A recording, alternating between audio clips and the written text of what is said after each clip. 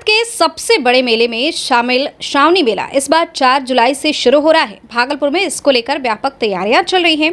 वहीं भागलपुर के सुल्तानगंज स्थित असगैबीनाथ धाम से कांवरिया जल भर कर बाबा बैजनाथ धाम में जल अर्पित करते हैं। इसको लेकर भागलपुर जिला प्रशासन द्वारा जोर शोर से तैयारियां की जा रही हैं। बीते दिनों बता दें कि भागलपुर डीडीसी सह प्रभारी जिला अधिकारी अनुराग कुमार के नेतृत्व में श्रावणी मेला की तैयारियों को लेकर गंगा घाट सहित कांवरिया पथ का निरीक्षण किया गया था। कांवरिया पथ में पेयजल, शौचालय ऐसे कई सुविधाएं जो जिला प्रशासन की ओर से की जाती है, उसे 25 जून तक पूरा करने का आदेश दिया गया है। तो जो कच्ची कांवरिया पथ है, जैसा कि बताया गया है इंजीनियर साहब द्वारा कि वो आपके 25 तारीख तक वो तैयार पूर्ण रूप से हो जाएगा। हम लोगों ने स्थल निरीक्षण भी किया था, वहाँ पे बालू भराई का काम चल रहा है और वो 25 तारीख तक तैयार हो जाएगा। उसके अतिरिक्त ही जो 2 मेजर घाट है, नमामि गंगे घाट और सीढ़ी घाट, उसका भी निरीक्षण किया गया। तो उसमें भी समय तक सभी को टारगेट दे दिया गया है और साफ़ सफाई का काम के लिए भी टेंडर हो गया है। ज़्यादातर काम यहाँ पे टेंडर के थ्रू ही होता है, तो ज़्यादातर टेंडर फ्लोट हो गया है और सब कुछ 20 तारीख तक क्लियर हो जाएगा कि और वहाँ पे स्थल पे भी काम चालू हो जाएगा। उसके अतिरिक्त जो शौचालय की व्यवस्था है और साफ़ सफाई की व्यवस्था है, तो शौचालयों का भी रिपेयर वर्क चल रहा है पीएचडी के द्वारा। जो यहाँ पे आश्रय स्थल वगैरह थे उनका भी भ्रमण किया गया, तो सभी जगह काम चलता हो।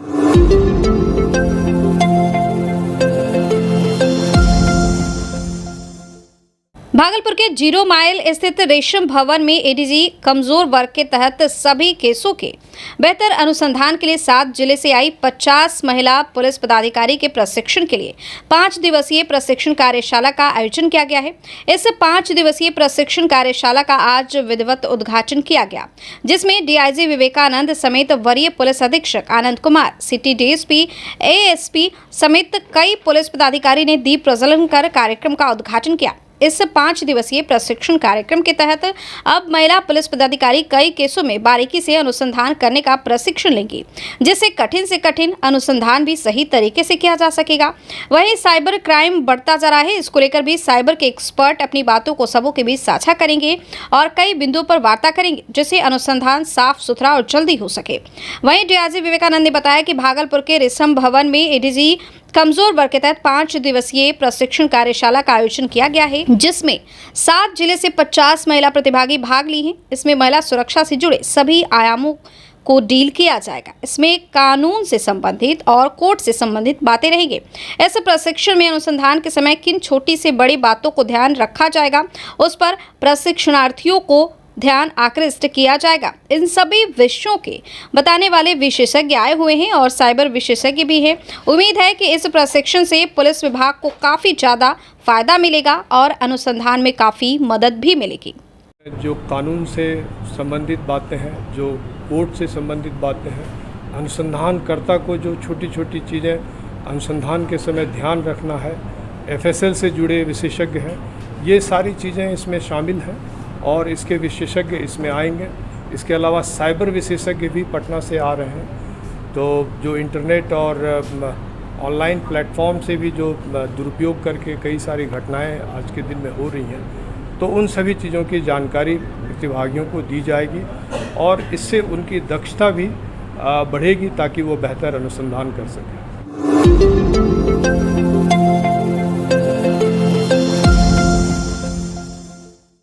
भागलपुर जिला अंतर्गत बाखरपुर ओपी क्षेत्र के एक गांव की नाबालिग लड़की से दुष्कर्म कर उसका वीडियो सोशल मीडिया पर वायरल मामले की जानकारी वरीय पुलिस अधिकारी को नहीं देने और जांच में ढिलाई बरतने के आरोप में ओपी प्रभारी गौरव कुमार और पीटीसी संजय कुमार को भागलपुर एसएसपी आनंद कुमार ने तत्काल प्रभाव से निलंबित कर दिया है। प्रशिक्षु अधिकारी अपराजित लोहान की जांच में दोनों की लापरवाही सामने आई है, साथ ही उनके खिलाफ जांच भी की जा रही है। एसएसपी आनंद कुमार ने बताया कि मामले में जांच के दौरान इन दोनों कर्मियों की लापरवाही सामने आई है।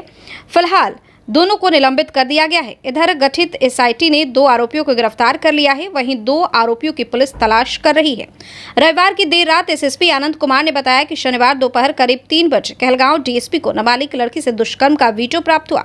उसके बाद कहलगांव डीएसपी और प्रशिक्षु अधिकारी अपराजित लोहान के नेतृत्व में एसआईटी का गठन कर मामले में त्वरित कार्रवाई करने का निर्देश दिया गया। शनिवार की रात 9 बजे तक वीडियो का सत्यापन कर पीड़ित की पहचान की गई। इसके आधार पर चारों आरोपियों की भी पहचान पहचान की गई। रविवार सुबह 11 बजे दोनों को पुलिस ने गिरफ्तार कर लिया। इनमें एक नाबालिग भी है। पकड़े गए आरोपी के पास से मोबाइल और दुष्कर्म पीड़िता के कपड़े भी बरामद किए गए हैं। क्या घटना घटी थी? छेड़छाड़, एक आदिवासी नाबालिग बच्ची के साथ छेड़छाड़ हुआ था। छेड़छाड़ नहीं, मतलब रेप हुआ था। तो उसको ये लोग थाना प्रभारी सेटलमेंट कर दिए। तो थाना प्रभारी सेटलमेंट तो मुखिया जी को बोला, तो मुखिया जी जो है अब गए पिरपैती।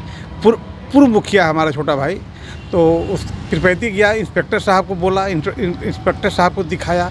उसके बाद डीएम साहब को भेज दिया। उसके बाद शायद डीआईजी साहब से बात किया।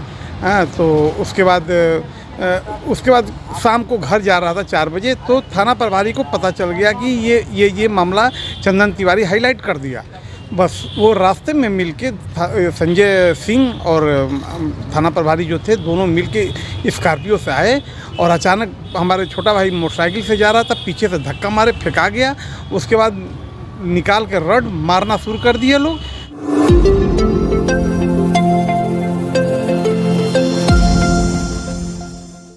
कांग्रेस नेता प्रवीण सिंह कुशवाहा ने भाजपा पर जमकर निशाना साधा है। उन्होंने बीजेपी पर निशाना साधते हुए कहा है कि भाजपा प्रदेश अध्यक्ष दंगाई मानसिकता के हैं, इसलिए तो उन्हें राहुल गांधी जी की दाढ़ी को देखकर ओसामा बिन लादेन याद आ रहे हैं। उन्होंने भाजपा प्रदेश अध्यक्ष पर कटाक्ष करते हुए कहा कि दाढ़ी तो भारतीय सभ्यता और संस्कृति का घोतक है। उन्होंने सम्राट चौधरी के दाढ़ी को लेकर सवाल करते हुए कहा कि सम्राट चौधरी को अपनी दाढ़ी की क्वालिटी को भी बताना चाहिए कि उनकी दाढ़ी आशाराम की है या फिर हाफिज सदई के स्टाइल की।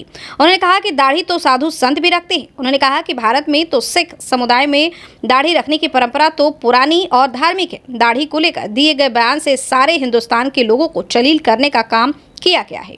दाढ़ी को लेकर दिए गए बयान के लिए उन्हें देश से माफी मांगनी चाहिए। भाजपा प्रदेश अध्यक्ष ने राहुल गांधी की दाढ़ी पर बयान देकर सारे दाढ़ी रखने वालों को आतंकवादी बनाने का काम किया है और अपमानित भी किया है। साथ ही उन्होंने कड़े शब्दों में कहा था कि सम्राट चौधरी बड़े ही ज्ञानी पुरुष है, तो जरा ये बता दें कि अपने विधानसभा क्षेत्र में प्रत्येक प्रखंड में कितनी यूनिवर्सिटी और कॉलेज खुलवाएंगे, जो वह अब पूरे बिहार में पंचायत लेवल पर यूनिवर्सिटी और कॉलेज खुलवाने चले हैं।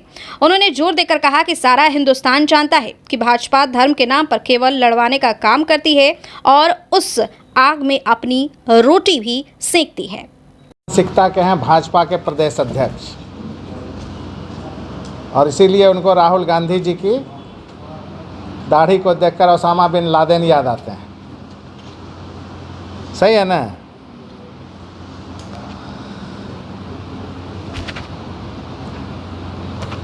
दाढ़ी तो भारतीय सभ्यता संस्कृति का प्रतीक है और कई धर्म के लोग इसको बड़े सम्मान के साथ रखते हैं। दाढ़ी पर सवाल खड़ा करने वाले अध्यक्ष को यह सोचना चाहिए, अपनी दाढ़ी के बारे में बताना चाहिए कि वो आसाराम बापू का दाढ़ी है या हाफिज सईद का दाढ़ी है।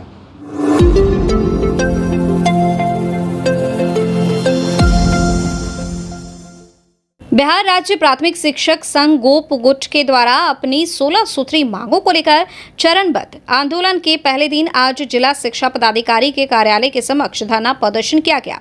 शिक्षकों का आरोप है कि हम लोग अपनी लंबित समस्याओं को लेकर लगातार जिला शिक्षा पदाधिकारी को आवेदन देते आए हैं, लेकिन उनके द्वारा टाल मटोल किया जाता है।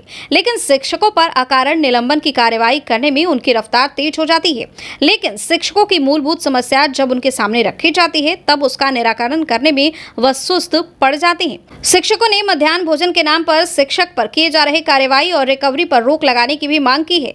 उन्होंने कहा है कि एनजीओ द्वारा घटिया भोजन दिया जाता है और उसका हम लोग विरोध करते हैं तो हम पर कार्रवाई होती है। शिक्षकों ने कहा कि हम अपने 16 सूत्री मांगों को लेकर आर पार की लड़ाई लड़ने के लिए तैयार है।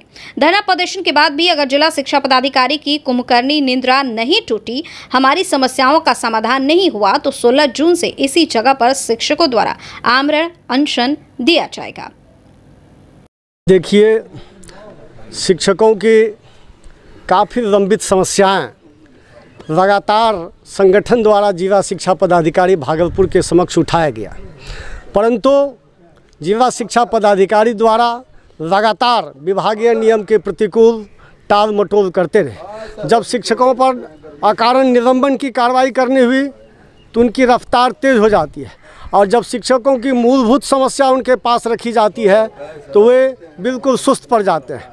और जो संगठन के नेतृत्वकारी साथी बार बार उनको स्मारित करने का प्रयास करते हैं तो उनके ऊपर कार्रवाई की जाती है। इसका ताज़ा उदाहरण हमारे वर्तमान जिला सचिव श्री श्यामनंदन सिंह जी है। आप देखे होंगे किसी एक जांच पदाधिकारी द्वारा जब किसी बिंदु की जांच की जाती है तो एक ही जांच प्रतिवेदन दिया जाता है, लेकिन उक्त जांच पदाधिकारी द्वारा एक ही पत्रांक दिनांक से दो जांच प्रतिवेदन दिया गया है।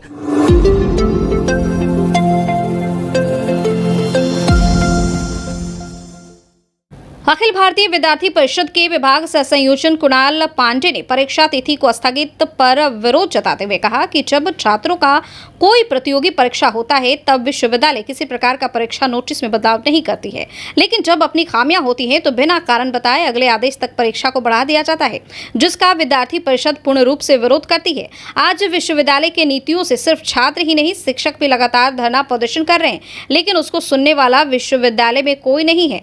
आज हम लोगों ने भी विश्वविद्यालय को 4 घंटे बंद कराकर रजिस्ट्रार का घेराव किया, लेकिन निदान स्वरूप विश्वविद्यालय से कुछ निकलता नहीं है। विश्वविद्यालय प्रशासन अपनी नाकामी को छिपाने के लिए परीक्षा को रद्द कर रही है। जब विश्वविद्यालय को पहले से पता था कि कॉपी नहीं है तो किस आधार पर परीक्षा लिया गया? यहाँ पदाधिकारियों का परीक्षा पर कोई ध्यान ही नहीं है। सिर्फ और सिर्फ कैसे धन की उगाही की जाए, इसके लिए पूर्ण रूप से विश्वविद्यालय के कुलपति और पदाधिकारी लगे हुए हैं। इसका विद्यार्थी परिषद पूर्ण रूप से विरोध करती है। छात्रों का मानसिक दोहन करना बंद करे। विश्वविद्यालय एक तो 4 बार शिकायत करने के बाद परीक्षा का नोटिस जारी हुआ था, उसमें सुधार किया गया। उसके पश्चात आज परीक्षा रद्द कर देना विश्वविद्यालय की तानाशाही रवैया को दर्शाता है। अब छात्र इस चीज को बर्दाश्त नहीं करेगा। आगामी दिनों में विद्यार्थी परिषद बड़े पैमाने पर आंदोलन करेगी।